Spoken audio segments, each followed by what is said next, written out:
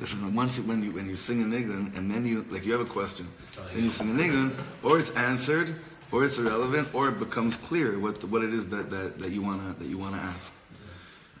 So, one of the above might happen, and if not, then at least we're saying a nigun. Die die die die die da da da da.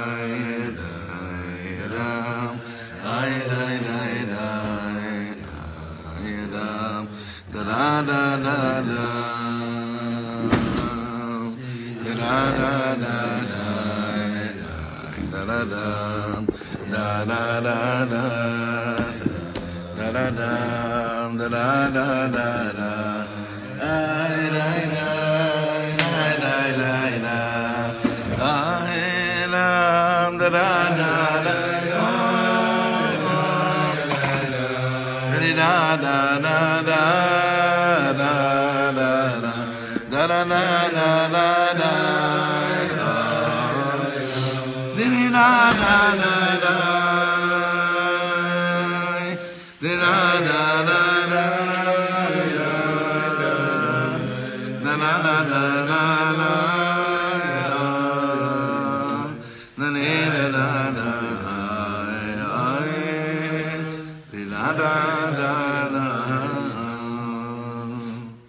Okay, sure. Go for it. So Tanya it's just it's a new type of pitch. It's just like a whole new approach towards everything for me. And one of the reasons it's been so disturbing, in a good way a lot of times, and sometimes in a confusing way, sometimes in a very clear way. Yeah. Is that everything I guess we've approached until now is this whole concept of prayer is everything. Like what you were saying over Shabbat, it's what is the Arab and the Keshet of a Jew? It's these different types of tefillot. A Jew doesn't kill the Chereb, he kills a pi Chereb. That's how he fights his battles. Tanya, so far, and I have no idea where it's going. That's why I guess I'm asking the question now. It's almost like he doesn't say anything about prayer, but it's almost as if I could say, based on my understandings of Tanya, that hey, listen. We're not talking about prayer. You are part of God, and that every person around you is part of God, or you are God, and because you're so connected to the source, and what seems so distant to you is really so much more close. So it's just kind of like it's just a whole other approach. If tefillah, the way we've learned to pray, at least until now, is all about like Ribono Shel Olam, Abba, Tati, Melech HaOlam, or Dodi even.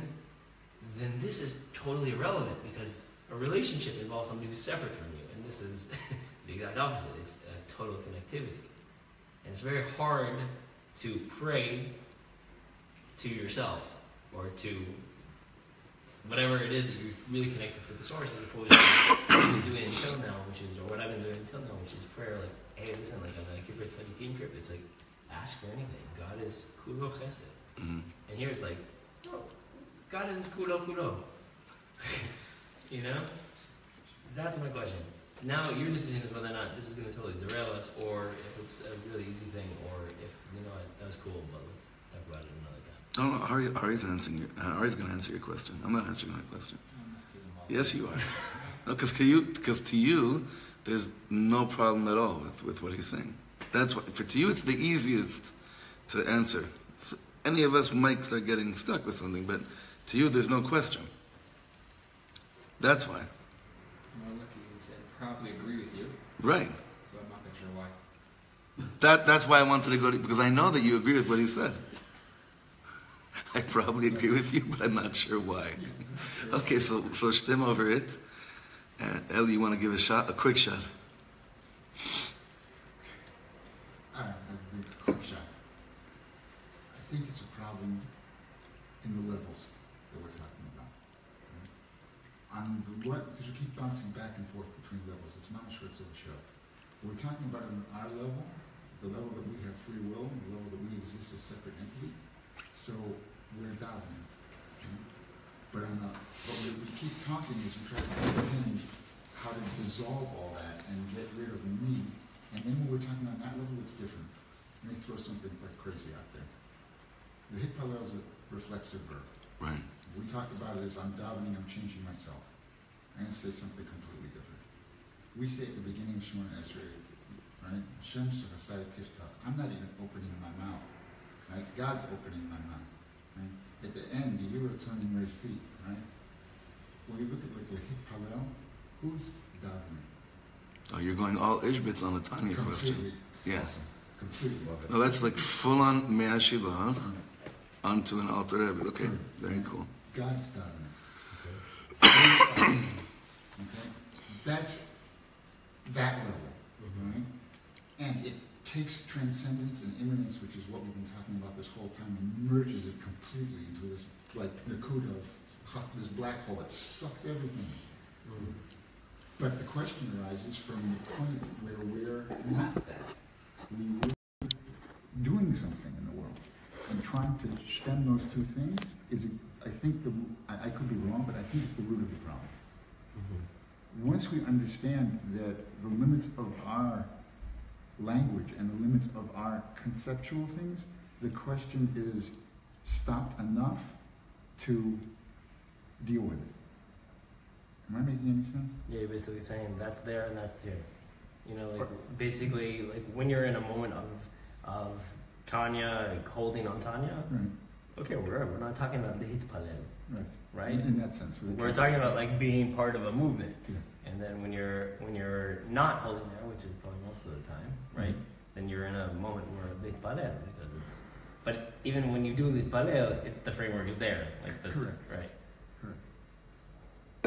The question is the different question is what's the answer to a question? Right, the question is like an itch on your soul. Right? There's something that's not right. It's something that doesn't stem. Something doesn't fit.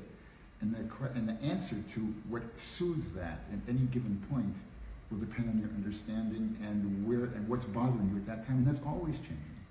Right? So depending on what level you ask the question, you need to jump a level, and then the question becomes clearer, and the answer becomes clearer. When we're stuck at the level of the question, we end up running around this maze, and we don't have a way out of the maze. We're bumping into a wall, we're taking another route, bump into a wall, take another route. Right? So I just try to frame it to look at the question from one bump up. Right? But that doesn't mean the question's not real. Like, the question's really real, because we are where we are, when we are. Okay? If it helps, okay. If it doesn't, it doesn't help me when I'm struggling with a question either. I can say all these nice words about keeping up the level, but sometimes, like this morning, I got up and my daughter's got a problem and I can't fix it. And it would be very nice if I could say, oh, okay, so I just have to understand that it's God and I should be nichna and so on and so forth. And no problem. I'm so glad we started off very, easy. You don't reach down. Can you get those tissues, please? Thank you so much. Yeah, Sunday morning stretch. I'm glad everyone here is It's not starting anything. Right. glad everyone here is a better. Give it a shot. Yeah, I don't know how to answer his question. It's like we get to dance within our walk. But I feel like when you get into Chabad, my tefillah is more, just give me the eyes to see that what is before me is Ratzon Hashem, because it's all you. Sometimes when I'm a little bit more in the Breslov world, it's like, Hashem ta'azor li, to get this, to have this, to this. So it's like one is more just, it's like different realities, but it's just like a different kind of tefillah. Like the tefillah is still to Hashem, but one is like, what's happening now is clearly from you. Just give me the eye. Nothing needs to change here, because everything is manifesting through you. Just give me the eyes to see that this is from you. And then the other one is a little bit more, let's have a give and take here. And so I don't know the answer. It's just kind of like different tnuot nefesh. You also said that Tanya doesn't relate to tefillah, but he specifically takes us into tefillah through Shema and explains, first of all, how the Tzimtzum manifests itself with Elokim and Shem, and then he goes through the whole Baruch Shem and how that's coming down. Not that that's on a level that we can fully understand. I can't, but I can certainly appreciate it. And he'll go, and there's many other places. Actually, I found my connection to understanding the Mahalach of Tefillah through the Alter Rebbe, much clearer than anyone else. It's in different places where he takes you to through a stroll of understanding what happens to the nefesh during Birkas HaShachar, what happens during Pesukei Zimra, the lead up, how that builds up to Birkot Kriyat Shema, and then what happens Kriyat Shema, and what manifests through us through, Shmona Esrei, and then Tachanun. Like he actually does all that better than anyone that I've ever seen. I totally agree. I mean, We'll get there. Going through the Baruch Atah Hashem. Just that alone, yeah. Just that alone for any bracha. But you get to do it. Oh, last night I had a moment over an apple because of the Alter Rebbe and because of the Torah we learned from the Kedushas Levi. Yehuda Atah Yoducha Achecha, the word Atah. So the whole concept of now stopping when I say a bracha over an apple and realizing what happens to the apple when I actually think about the bracha that I say. What happens to me when I just sanctified goes into me over the name Atah. It's crazy stuff. Josh, why is it any easier for you to grasp tefillah and davening to a separate entity than for davening to the same entity? They grew up. So it's Case of the Yankus. It's a comfort level. There's an internal contradiction with davening to something which is separate as well. First of all, I didn't say say that one's easier than the other. I just said that it seems like there's opposing? There's and there's a juxtaposition between the two. Why is there a stira? Because one is a very clear worship which comes from this angle, and the other is very clear which comes from this angle. There's just asking from, so to speak, without are still contradictory. No, asking it all once it's from within is complicated. Bichlal, the concept of asking. You're just more comfortable with one. No, separate entity. You're talking to a separate entity. So if you look at tefillah at its basis form, into the realm of Tanya, where we've talked about perspectives and transcendence of time and space, right? Your tefillah you're asking your tefillah. Your tefillah has already happened. What's going to be has already happened. What hasn't happened is still happening. What happened 15,000 years ago is still happening. Whatever it is, 5,000 years. So there's that continuum, which in theory, if you want to look at tefillah, which is like, well, what's the point? Period. Why should anything? Why should anything exist? And that so that's as well as a contradiction. Like, why am I even bothering asking, if so to speak, it's already happened and it's constantly rehappening over and over and over again, and it makes you feel, so to speak, I don't say helpless, but like nothing really ever changes, nothing's ever new, nothing's ever old. No, but I think Yeshua is saying, how do you say Baruch Atah when it's not Atah, because it's Ani? I agree. Baruch Ani. Yeah, exactly. No, but saying Atah doesn't feel like Atah. That is no less of a difficulty or a contradiction. You're talking about Shmi Hashem, or how's it go? Lo Shaniti? Lo Nodati. Lo Nodati? I agree with the question. I'm saying I don't see it any more difficult than the way we currently view it, or the way you viewed it even without the Alter Rebbe, with regard to tefillah as a whole. I mean, the same issues or internal conflict with regard to, can I make a difference, or who am I going to, who am I davening to, is he listening, is he not listening? All these things are all things that we deal with on a constant basis. This is, so to speak, another one under there that we need a munah for.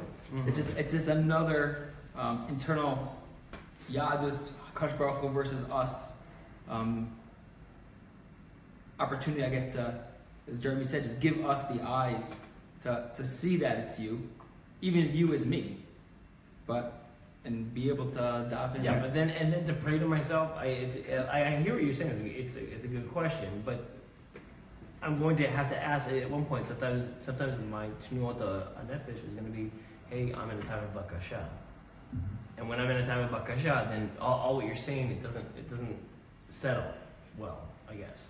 Why? Why not? Do you ever talk to yourself? All the time, right? That's I mean,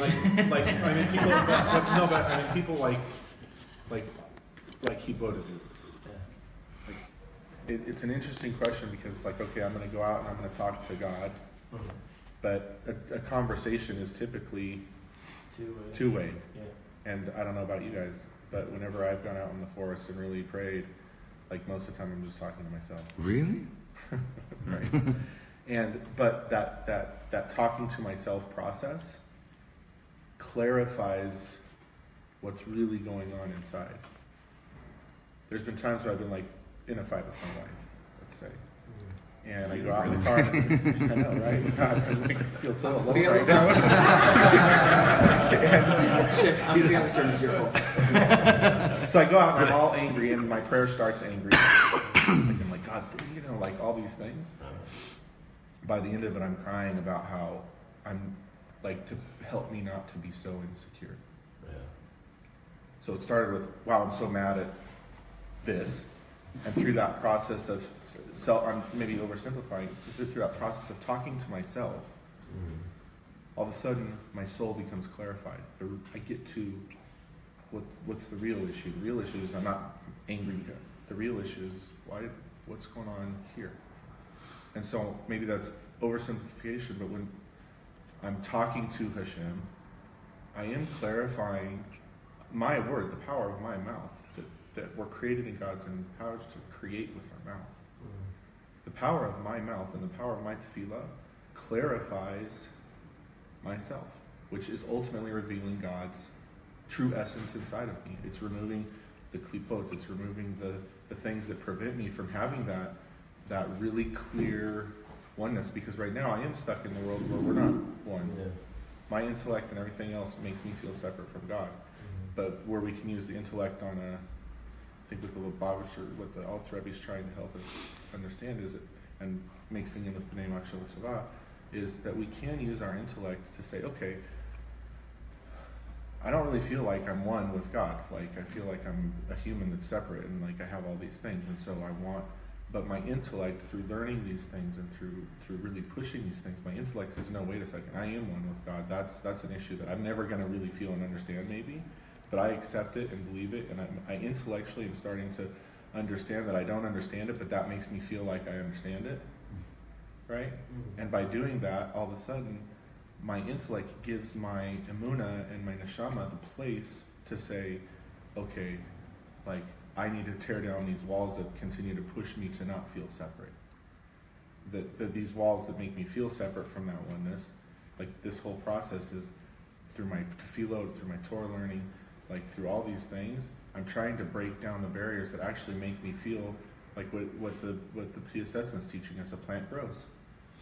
We have a lot between us and that natural a plant grows, right? We have all these things. We have emotions and confusions and what we grew up with, and all these things, and all those things are there. And so as we continue to clarify intellectually and we accept that intellectual truth via emunah, all of a sudden those walls start maybe becoming thinner, and all of a sudden we start getting these glimpses of, wait, it's all oneness, but I have the work of the process of removing those filters. So I think that for me the easiest way to cop it for myself is what happens in Hippolyte. I'm not having a dialogue. It's not like I go out and say, God, I have this problem. And he's like, okay, well, just do this and do that. Like, we're not having that conversation. I'm just really pouring myself out. And as I pour myself out, all of a sudden I realize whatever I thought was going on, the walls start coming down. The klipot of my thought process start coming down, and I get to something that's real on the inside. And I think that's the whole, I think we're trying to do two things. We're trying to say, well, God's either there or God's either here. That's what Ellie was saying in the beginning. Right. God's either over here and I'm praying to him, or God's over here and I'm just one with God, and so it's weird to just talk to myself. But the truth is, we can't look at it that way. It's all the truth at the same time. Like we're like doing this, and it should just be. That's like the this. word. That's the word yichud.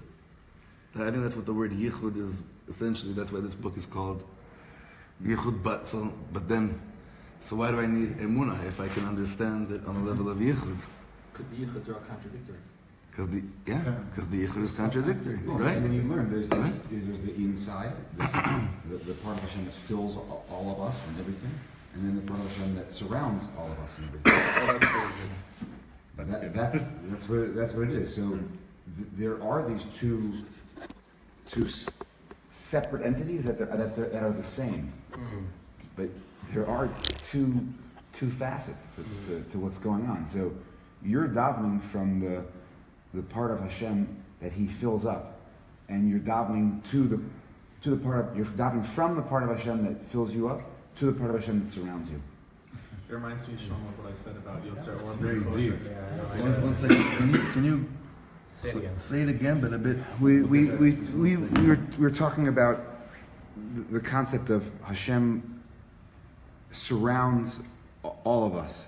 Right? Sovev, and then Male. So when you're davening, at least when I'm davening, I'll speak just for myself. When I'm davening from the Male part. That's the only part that I get to directly interact with, that I have any kind of perceived control over. Okay, and it is just perceived control. It's all an illusion, but let's stick with what we're able to comprehend. And you're davening to the Sovev part of Hashem, the part of Hashem that surrounds you, that we feel that we're not in control over, that's where we need the emunah the most. Hashem, I have no matter what I do, I can't really affect any change in that Sovev world. That's all you. I can try to manipulate my Male part, and you should. And the more that you work on yourself, the more you realize you do actually have more control there than I thought that I did in the beginning. That's for sure. So that's the last thing we actually learned inside. Right, the Male and Sovev. And so there's two worlds. It's like when you moved that cup last week, and you're like, no, I moved the cup, or it was you or somebody else, I don't remember who it was, Jeremy. Somebody moved the cup, and it's like, no, but look, the cup was here and the cup was there. And it's like, not really. Like it looked to all of us like the cup moved from one place to the other, but if it's all, it was like, was it here? Or maybe I was listening to another shiur. Right here. No, it was Shmuel Braun. I remember last week I listened to this shiur, and he talked about a cup, and he's like, you fill the cup, you fill the cup, but you didn't actually fill the cup. The only part that's the cup is the material itself. The space inside the cup is just the space inside the cup. So you poured something in, and this cup is maybe holding the liquid you put into it in that spot the way we perceive it, but the truth is that what's the real difference? We've just made it accessible to us so we can drink it. That's all. Anyway, I'm going off topic a little bit. Sorry. That's like a whole other mind bend. You actually just help me clarify or get to another level on something that I keep on going back to. I think I got it from Adrian Steinsaltz.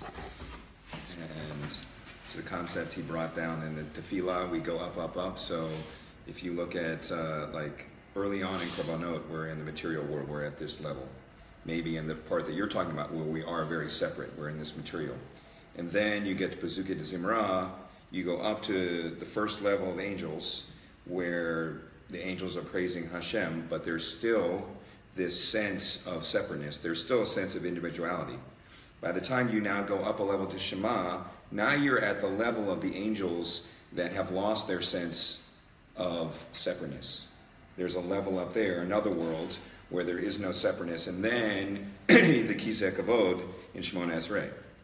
So you just help me understand that maybe through our tefillah, we actually start at the level where your comfort zone, which is I'm praying too, and our avodah is to get up to the point by Shema and Shemona Esrei, where we've lost ourselves, and now Hashem, we're just echad. We're one at that point.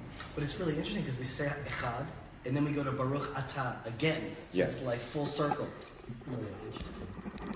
And you guys both talked, because you read Shema, and you talked about Shemona Esrei and how these bookends of Shemona Esrei really hammer home the idea that by the time, if we've done the hard work at that point, God willing, then we are really in that space where we've transformed it, where there isn't a separateness, and now. Makes it hard though. I guess I get my class. I'm trying to break certain classic molds. Today, I don't think I'm going to be, when I'm doing Shemona Esrei, I don't think I'm going to be like, please Hashem, please help me with this, please help me with Parnassah, please help me with the family, please help me with, help. Say please Josh. What's that? Yeah, I'd be like, for sure. But I'm saying like it's almost null and void. There's a really frustrating sentence that I was reading in this book that we got from the BRI, or the Breslov Institute. And this frustrating line, like the highest level of tefillah is when you're like standing in front of Hashem and you just don't ask for anything. You're just like, it is what it is. Can I suggest something? And maybe it's just the way I'm hearing it, and so I apologize in advance if last week, and you may have been on Miluim. I don't know how much of what we did you were able to listen in on, but we learned about this whole concept of Torah Bavel and Torah Eretz Yisrael. You've got to let go of your Torah Bavel outlook in terms of the way you're davening. That's the way I'm doing it. Right. You keep saying it. This is all baggage that you're bringing from before. On the one hand, it is baggage. On the other hand, it's also a powerful instrument. You know, like the as long as you don't limit yourself there, as long as you realize there's something beyond that, and that's what we learned last week is that what was Rav Kook trying to what change was he trying to effect? He's trying to say like, listen, those methods, those are outside of Israel methods. You can bring them here, but you have to then figure out how you can then release yourself from that being the limit of what you can understand and how you can interact. And you have to, right? So you have to just open yourself up to the fact that a lot of what we learned may have been okay for us back then. I'm not saying it was good, but it may have been okay to get us to this point, but there's something much bigger and more beautiful and less complicated. Ellie, what do you want to say? There's so much. First of all, that this question is opened up, and that we're talking on this level is like unbelievable to me. It's just unreal. But I wanted to think about that because I don't know if we need to give up certain levels of prayer. I think the most important thing is that we do it with authentically and with integrity. Wherever we are with prayer, I don't know if there's an up and a down with prayer because we know that even in the Geula time we mentioned Yitzias Mitzrayim. It doesn't go away. The things have to be rooted. And so like the structure of prayer is creation, revelation, redemption. And we think that that's going up. By creation, everything starts with, as you were saying, everything starts with Baruch She'amar v'haya olam and so on and so forth, by the way, which starts in the past tense, right? And ends, right? Or right away snaps you into the present tense, right? And then we go to future tense, right? If you look through davening, we should really look at davening. What I was when we were learning Tanya, it hit me that this is a journey not just of the intellect, but really a journey of feeling. And we have to understand, because the past, we live in the world of space and time. And space and time both separate and connect. I say something about the past. I'm rooted in the past. If I don't have a past, I'm not grounded in anything, but at the same time, the past separates me. If something is past, it's then. It's not now. Right? The now is present, right? But I snap right from Baruch She'amar v'haya olam, right? To Baruch Oseh Bereshis, Baruch Omer v'Oseh, right? Everything's present. Right? And it's crazy, right? When I daven, I say Berachas Torah of all things, the revelation, Shasher Bachar Banu, right? But then we say Notena Torah. What Notena Torah? Natana Torah. No, right? I'm being snapped back and forth between different tenses all through davening. And I think that the different tenses that you're in, if you let them sort of enter you, give you different feelings. And that you're being taken on a journey of more than just the mind, right? And pay attention to the changes in tenses all the way through and what you're doing, right? This mamale is at first, you're grounded here. Then you have revelation, which is a glimpse that there's something outside. The revelation came from Shemayim, right? And then you have Geula. But the bracha that we have for Geula is Ga'al Yisrael. So I'm snapped back into what should be like, what would normally I would think of as completely future, to the past. It's like, what on earth is going on here? And that, I think, is partly what you're experiencing. Right? It's this tension between what's here now, what was, in the past, and what you've got your feet planted on the ground, and then this future that you can't touch, and you're asked to be in that future now. Right? And it's like, what? I'm not there. And if I am there, my tefillah of the present and the past doesn't mean anything, and you're just like boggled. Right? I'm not saying you. I go through it, but now I'm going through it more from learning Tanya. I'm realizing. Should we not be doing this before Shabbos? No, this is the best thing. This is like Shabbos. I don't know. Ari does it after Shabbos. I'm wondering his experience. He does this after he davens. He davens 6:15. I could do it before Shabbos. Would you want to? That's the question. Would you want to? When we started this when we started this with Tanya, my davening just changed. It's just completely different. And the fact that we're having this conversation is like unreal to me. Shem, you wanted to say something? I was going to say, Ellie and I both are having strange davening experiences these days. So we're davening after last week's shir, and when you get to Yotzer Or B'rei Choshet, you touch your arms feeling in Yotzer Or.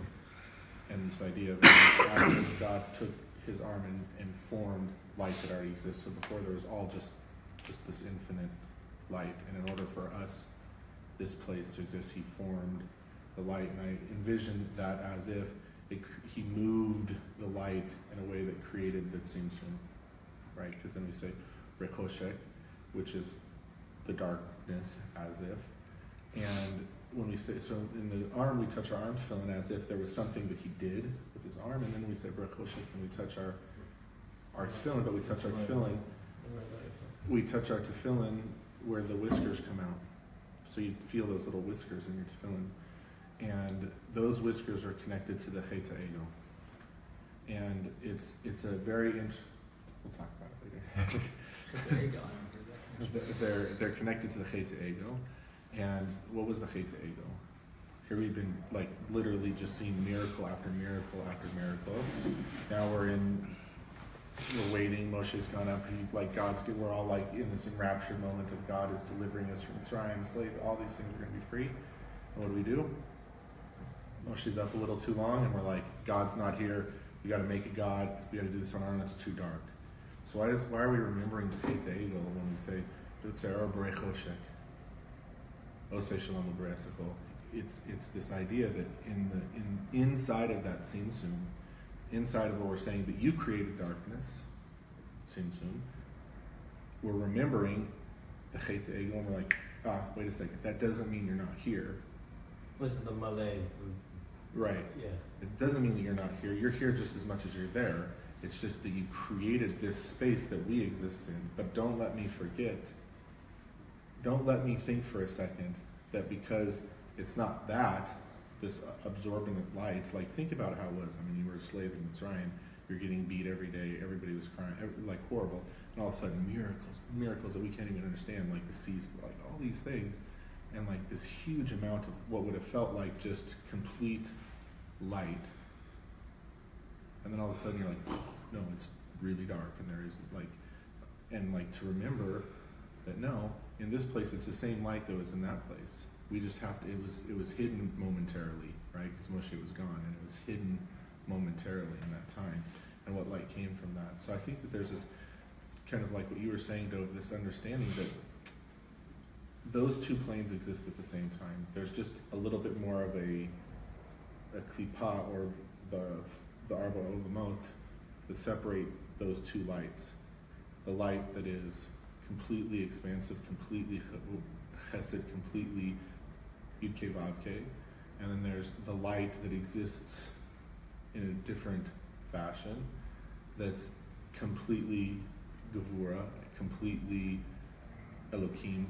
And those two understandings of those things, it's all one. That's why in Shema we say Hashem Elokeinu, Hashem Echad. That there is this expansive, encompassing light, and then there is this contractive, Gevuridik Elohim light. But Hashem Echad, it's all that encompassing light. Even in that contractive space, it's still that encompassing light. It's all the same light. It's just a matter of the layers and levels that it's filtered so that this exists. Now the bigger, That's the Baruch Shem. in my mind, it's like, okay, if it's all one and we're all one and God and I are one and we're all one, and what was the necessity of this creation in the first place? It's like it was all one, and then it was like, okay, now I'm going to make everything feel like it's not one, but it's still one. And then I want you to struggle and fight to understand that it's all one. Why do we have to go through that anyway? To me, that's the, but it doesn't matter because that's what we're going through. So like, that's my emunah, right? That my place of emunah is like, okay, that's a tricky question, but who cares? It doesn't matter because this is our reality. Yeah. So does that come close to addressing what you know? My question was relevant for everybody. Totally. Are you kidding? That is. All right, guys. Yeah. Shachris.